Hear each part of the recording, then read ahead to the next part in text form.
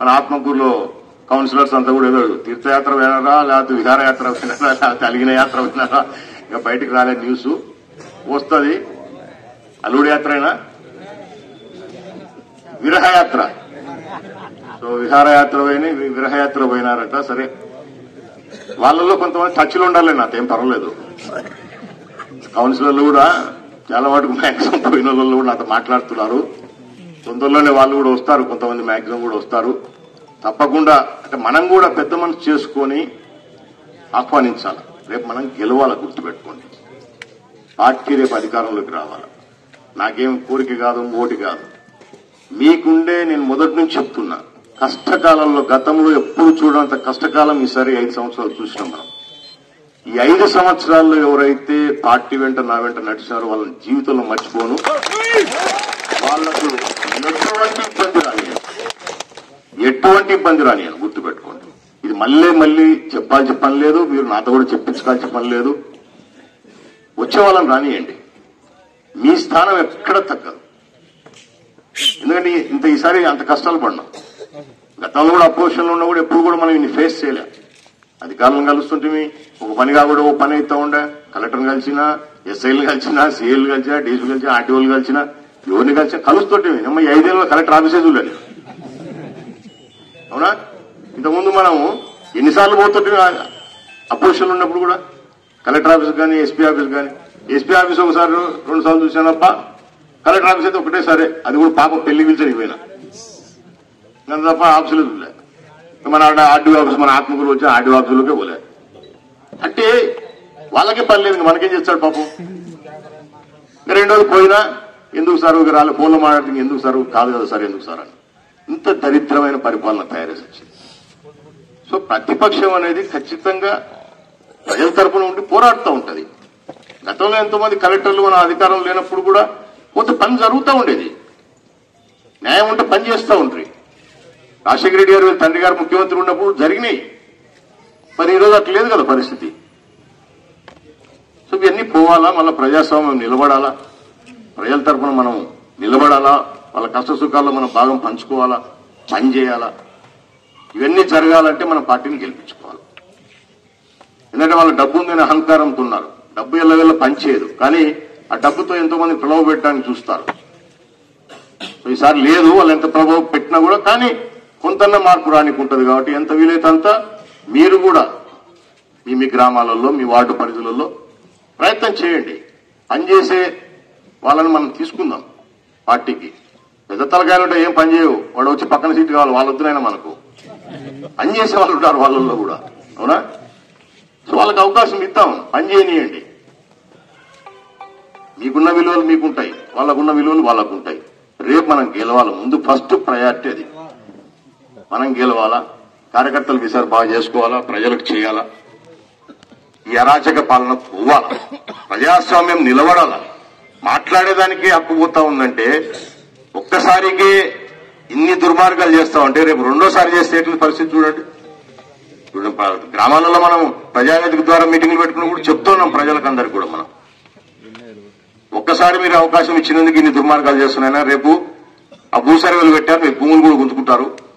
కానీ ఖచ్చితంగా జరిగి తీరుతాయి. దానికి నిదర్శనమే జరిగింది కూడా కదా. మన రామానాయుడు గారు ఎమ్మెల్యే కాన్ఫరెన్స్ లో ఆ టిడ్కో ఇల్లు ఇస్తే వాళ్ళకి తెలియకుండా లోన్లు తీసుకున్నారు గవర్నమెంట్. గవర్నమెంట్ తీసుకోయిందా, జగన్మోహన్ తీసుకున్నాడా, వాళ్ళ మంత్రులు తీసుకున్నాడు, ఎవరు ఇంతవరకు చెప్పడం లేదు. లోన్లు అయితే తీసుకున్నారు. ఈయన వెళ్ళే తెలుదు బెనిఫిషియర్కు. ఆ ఇల్లు ఇచ్చినోనికి వానికి వెళ్ళే తెలుదు వాని మీద లోన్ ఉందని.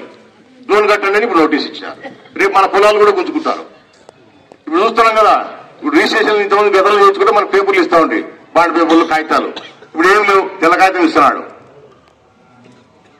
అట్లాగే పాస్బుక్ అంటే జగనన్న బొమ్మ, ఈ నాయన సొమ్మని ఇదేం కొనిచ్చాడు మన స్వామి, జగన్మోహన్ బొమ్మ. ఇది ఎక్కడ కర్మరా స్వామి మనకు? మన ఆస్తులు, మన భూములు, మన నాయనగారు, మన తాతగారు సంపాదించిన వాళ్ళ పైన కూడా వీళ్ళ బొమ్మలు వేసుకుంటే ఏం చెల్లుబాటు అవుతాయి? గతంలో మనం ఇది ఒక 2 సంవత్సరాల కింద గుర్తుంది మీకు, మర్చిపోయిండరు. పట్టాలు గతంలో ఇచ్చిన పట్టాలకు 10,000 రూపాయలు కట్టరు, మీకు అన్ని అమ్ముకుని హక్కు కూడా ఇస్తాం, బ్యాంకులో పెట్టుకుని హక్కు ఇస్తామని చెప్పి. ఇప్పుడు కట్టిన బ్యాంకు పోతే పలకరించే నా కొడుకు వెళ్ళాడు. అమ్ముకున్నామంటే ఇప్పుడు అమ్ముకొని కొన్నాడు. నట్టే ఉంటుంది ఇది కూడా. ఈయన బొమ్మ వేసుకుంటే మన పట్టా మనం బ్యాంకులో పెట్టుకుని కూడా వస్తాం. ఇక జగన్మోహన్ రెడ్డి నీదే అడుగుతాడు బ్యాంక్ కూడా మనం బ్యాంకులో లోన్ క్రాప్ లోన్ తెచ్చుకోవాలన్నా లేకపోతే మార్టిగేజ్ లోన్ తెచ్చుకోవాలన్నా మన పాస్పోర్ట్ జగన్ బొమ్మ వస్తుంది నీ బొమ్మ లేదంటే అదే పరిస్థితి ఆ కర్మ వస్తుంది లాస్ట్ కు. సో ప్రజలే కాదు మనం కూడా బాధితులు అవుతాం, రాష్ట్రంలోనే ప్రతి ఒక్కరు బాధితులు అవుతారు. సో ఈ దరిద్రం వల్ల పోవాలంటే మనందరం కాబట్టి కష్టపడాలా. చిన్న కార్యకర్త దగ్గర నుంచి నాయకుడి వరకు కూడా అందరం కూడా ఇంకా మీదట ఫీల్డ్ లో ఉండాలా. ఎక్కడ కూడా నిద్రపోవడానికి అవకాశం లేదు. బ్రహ్మాండంగా పనిచేస్తా ఉన్నారు.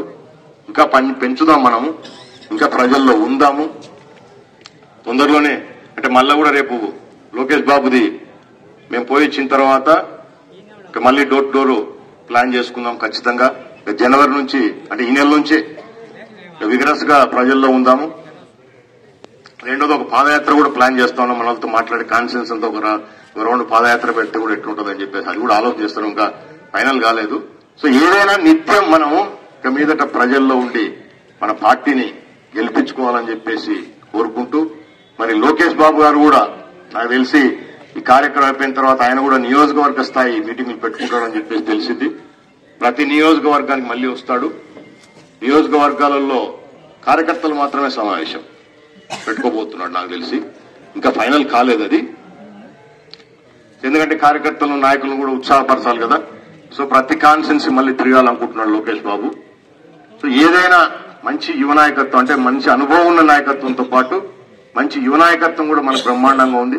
మంచి లీడర్షిప్ ఉంది కాబట్టి ఏది భయపడాల్సిన పని లేదు. వీళ్ళ కేసులకు వీళ్ళకి దీనికి ఓడేం భయపడదు. తెలుగుదేశం పార్టీ అసలు భయపడదులేండి. ఏమైతే చెప్పండి, ఏమీ కావు. ఆ కేసుల దెబ్బకే తెలంగాణ లేచిపోయింది. ఇందాక మనవాడు చెప్పినట్టు మల్లికార్జున చెప్పినట్టు నిజంగా ఈ దరిద్రుని కంటే ఆ దరిద్రుడు చాలా మేలు బాగానే పనిచేశాడు ఆడ తెలంగాణలో. అంటే ఒక ఇరిగేషన్ కానీ ఒక డ్రింకింగ్ వాటర్ స్కీమ్స్ కానీ హైదరాబాద్ సిటీకి ఆయన కొత్త ఏం చేసేది, దానికి అదే డెవలప్ అవుతూ ఉంటుంది హైదరాబాద్. ఈయనేం చేసింది ఏం లేదు కానీ రూరల్ సెక్షన్ లో బాగా చేశాడు. కానీ రూరల్ సెక్షన్ లో సీట్లు ఎక్కువ పోయినాయి. అంటే అహంకారం మెయిన్ గా కేసీఆర్ దెబ్బ కొట్టింది అహంకారం. గుర్తుపెట్టుకోండి, అహంకారం మనిషిని నాశనం చేసేస్తుంది. కేసీఆర్ కంటే ఈయన 10 అంకులు ఎక్కువ ఉన్నాడు, అవునా? మన జగన్మోహన్ రెడ్డి 10 అంకులు ఎక్కువ ఉన్నాడు. కార్యకర్తలకు ఎమ్మెల్యేలకి మంత్రులకి ఇంటర్వ్యూలు లేవు, 7 వరకులు ఇవ్వలేదు. సరే పోయేది గ్యారంటీ. అంటే అంతో ఇంత పనిచేసేవాడో పోయినాడు ఆడ. రేవంత్ బ్రహ్మాండం కొట్టేసినాడు, నిలబెట్టినాడు, ధీటుకు నిలబడినాడు. వాళ్ళ దానిలో తప్పులకంతా నిలబడినాడు. నువ్వు ఆయన ఒకటంటే ఈయన 4 అంటున్నాడు. జనానికి కూడా సరిపోయింది. అందుకే మన సార్ కూడా చాలా మార్చుకున్నాడు. గతంలో మన సార్ స్పీచ్లకు ఇప్పుడు సార్ స్పీచ్లకు చాలా తేడా ఉంటుంది, గమనించండి. అంటే దుర్మార్గులకు అట్లే ఉండాలి. ఏం చేయాలి? మనం కూడా ఈరోజు నియోజకవర్గంలో గతంలో ఏ రోజు లేదు. అంటే ఒక వల్గర్ గా మాట్లాడడం కానీ ఇంకోటి కానీ ఏదైనా పద్ధతిగా మాట్లాడతా అంటే జనం కూడా అట్లే ఉండాలి. ఇప్పుడు మనం ఎప్పుడైనా ఒక ప్రెస్ మీట్ పెట్టినా పబ్లిక్ లో మాట్లాడినా ఏదైనా ఆ సోషల్ మీడియా పెడితే లైకులు 200, 300 వస్తుంటాయి. తిట్టామనుకో ఏదైనా కొడకానే అనుకో లక్ష వస్తుంది ఎమ్మడే, అవునా? అంటే పబ్లిక్ కూడా సో అది కోరుకుంటా ఉన్నారు. లేకపోతే మంచిగా ఆయన చక్రపాణి నువ్వే అభివృద్ధి చేసావు చెప్పు, నేను ఇది చేసినా నువ్వేం చేసావు చూపించాను, ఏం రా కొడక ఏం చేసావు అన్నావు అనుకో అయిపోయి సోషల్ మీడియా సొమ్మని లేస్తుంటుంది అది. సో ఈ విధమైన వాతావరణం ఉంది ఇప్పుడు.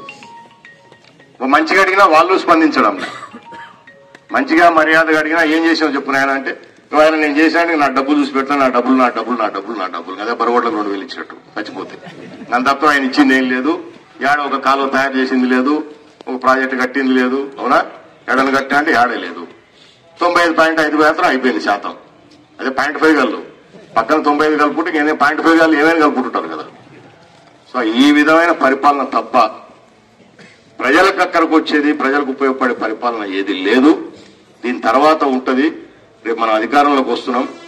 ఎవరైతే మన నియోజకవర్గం కానీ రాష్ట్రంలో కానీ ఈ వైఎస్ఆర్సీపీ అరాచకాలు చేశారో వాళ్ళని ఉప్పటిని కూడా ఈసారి చంద్రబాబు ఏదైనా పొరపాటున కొంచెం ఏదైనా, ఎందుకంటే ఆయన సీనియర్ అనుభవం నాయకుడు అన్ని చూసినాడు కాబట్టి ఆయన కొంచెం మెత్తగా ఉంటాడేమో నాకు తెలిసి. ఆయన కూడా ఉండడు ఈసారి, పైన ఉన్న ఎవరు ఉండేటట్లేడులే. లోకేష్ బాబు మాత్రం పొరపాటున కూడా ఉండడు, అది ములాదలేసుడు. పొరపాటున కూడా ఉండడు. సార్కి ఏం చెప్పుకుంటాడు, ఏం ములాద లేదు. ఎందుకంటే పాదయాత్రలు కానీ మళ్ళా కానీ ఎప్పుడు కలిసి అన్నా ఇడిచిపెట్టే ప్రసక్తి లేదని చెప్తుంటాడు. ఎప్పుడు కలిసినా ఎవరిని ఇడిచిపెట్టేది లేదన్నా. రెడ్ బుక్లు ఎక్కినోడల్లా నాకు ఖచ్చితంగా తోలు తీయాల్సిందని చెప్తుంటాడు. సార్ రెడ్ బుక్లు ఎక్కిన లిస్టు రేపు సార్ చెప్పి నేను వెళ్ళను. రేపు మీరు నేను చెప్తుంటారా నాయన, నేను ఆయన మాట వింటానా? సో అది జరగదు ఇంకా. ఎందుకంటే వీళ్లకు ఇవ్వాల్సిందే. నాకు కూడా అనిపిస్తుంది ఎవరో ఇవ్వాల్సిందే లేరా కొంతమంది, కానీ ఎందుకంటే ఆ పాపం మళ్ళీ దయ్యం పెట్టుకుంటున్నా కొడుకోవడం మళ్ళీ. సో ఖచ్చితంగా జరుగుతాయి. మంచి వాళ్ళను పనిచేసే వాళ్ళు ఆ పార్టీలో కూడా ఉన్నారు. ఖచ్చితంగా పట్టుకరండి. మీరు పట్టుకొస్తే మీకు ఇంకా గౌరవం పెరుగుతుంది. తప్పకుండా చాలా మంది చేరబోతున్నారు పార్టీలో. ఎందుకంటే వాళ్ళనే మన నియోజకవర్గంలో మీకు ఇంతమంది చెప్తుంటా, దాదాపు 14-17 కేసులు వైఎస్ఆర్సీపీలో మనోడే కదా మొన్న చేరే పాపం, మొన్ననే జైలుకు పోయిచ్చా. అటువంటి వాళ్ళ మీద 14-17 కేసులు వైఎస్ఆర్సీపీల మీద పెట్టేటివి. చూడు ఇటువంటి వాళ్ళు ఇల్లు మనం అపోజిషన్ మీద పెట్టకుండా అప్పుడు వీళ్ళు వాళ్ళ పార్టీ కార్యకర్తలు పనిచేసే వాళ్ళ మీద కేసులు పెడతారు. దూరాలు ఎవడు మాట్లాడకూడదు, ఎవడు బెదిరియకూడదు, ఎవడు అడగకూడదు. బెదిరించేయాలని అడుగుతూనే కేసులు పెడుతుంటే. సో ఈ అరాచక పాలన పోవాలా, అందరం కలిసి కష్టపడదాం.